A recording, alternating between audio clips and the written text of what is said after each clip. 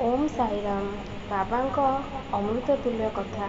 ବାବା ନିଜେ ଦ୍ୱାରିକାମାଇରେ ବସିଥିବା ବେଳେ ଏ କଥା ସବୁ କହିଛନ୍ତି। ଆପଣମାନେ ଶୁଣନ୍ତୁ, ନିଶ୍ଚୟ ଆପଣମାନଙ୍କର ମଙ୍ଗଳ ହେବ। ଓମ୍ ସାଇରାମ। ବାବାଙ୍କ ଅମୃତ ତୁଲ୍ୟ କଥା। ଦୟାନିଧି ଶ୍ରୀ ସାଇ ସମର୍ଥ ମସଜିଦରେ ଦ୍ୱାରିକାମାଇରେ ଅନେକ ଥର ନିମ୍ନଲିଖିତ ଅମୃତ ବଚନ କହିଥାନ୍ତି। ଯେ ମୋତେ ଅତ୍ୟଧିକ ଭଲ ପାଏ, ସେ ସର୍ବଦା ହିଁ ମୋର ଦର୍ଶନ ପାଏ।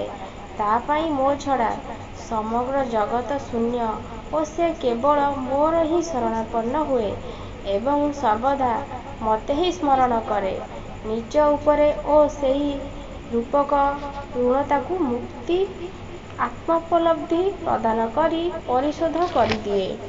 ଯେ ମୋତେ ଚିନ୍ତା କରେ ଏବଂ ମୋର ପ୍ରେମ ହିଁ ଯାହାର କ୍ଷୁଧା ତୃଷ୍ଣା, ଯେ ମୋ ସାଙ୍ଗରେ ମିଶି ଏହିପରି ଏକାକାର ହୋଇଯାଏ, ଯେପରି ନଦୀ ସମୁଦ୍ର ସହିତ ମିଶି ଏକାକାର ହୋଇଯାଏ। ଅତଏବ ମହତ୍ତ୍ୱ ଓ ଅହଙ୍କାର ସମ୍ପୂର୍ଣ୍ଣ ରୂପେ ପରିତ୍ୟାଗ କରି ମୋ ପ୍ରତି ଯେ ତୁମରି ହୃଦୟରେ ଆସୀନ, ସେଥିରେ ମୁଁ ପୂର୍ଣ୍ଣ ରୂପେ ସମର୍ପିତ ହୋଇଯିବା ଉଚିତ।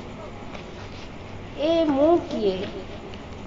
ଶ୍ରୀ ସାଇବାବା ଅନେକ ଥର ବୁଝାଇଥିଲେ ଯେ ଏହି ମୁଁଟି କିଏ?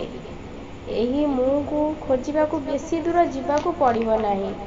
ତୁମର ନାମ ଓ ରୂପ ବାଦ୍ ଦେଲେ ମୁଁ ତୁମରି ଅନ୍ତଃକରଣରେ ଏବଂ ସମସ୍ତ ପ୍ରାଣୀମାନଙ୍କ ମଧ୍ୟରେ ଚୈତନ୍ୟଘନ ରୂପେ ବିଦ୍ୟମାନ ଏବଂ ଏ ହେଉଛି ମୁଁର ସ୍ୱରୂପ। ଏହିପରି ଜ୍ଞାନ ଦ୍ୱାରା ତୁମେ ନିଜର ଓ ସମସ୍ତ ପ୍ରାଣୀଙ୍କ ମଧ୍ୟରେ ମୋତେ ଦର୍ଶନ କର। ଯଦି ତୁମେ ନିତ୍ୟ ଏହିପରି ଅଭ୍ୟାସ କର, ତାହାହେଲେ ମୋର ସର୍ବବ୍ୟାପକତା ଶୀଘ୍ର ହିଁ ଉପଲବ୍ଧି କରିପାରିବ ଏବଂ ମୋ ସହିତ ସାଯୁଜ୍ୟ ଲାଭ କରିବ। ଓମ୍ ସାଇରାମ।